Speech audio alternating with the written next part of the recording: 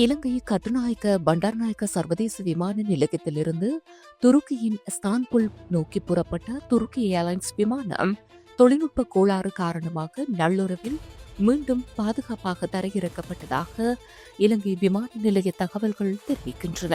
TK 733 என்ற இலக்கம் கொண்ட இந்த விமானம் புறப்பட்ட சிறிது நேரத்திலேயே அதன் தரையிறக்கும் சக்கர பகுதியில் கோளாறு ஏற்பட்டிருப்பது கண்டறியப்பட்டது. இந்த நிலையில் பாதுகாப்பு கருதி விமானத்தை மீண்டும் தரையிறக்க தீர்மானிக்கப்பட்டதுடன் விமானத்தின் எடையை குறைப்பதற்காக வான்பரப்பில் 400 மீட்டர் அடி உயரத்தில் வட்டமிட்டு எரிபொருளை தீர்க்கும் நடவடிக்கை முன்னெடுக்கப்பட்டது.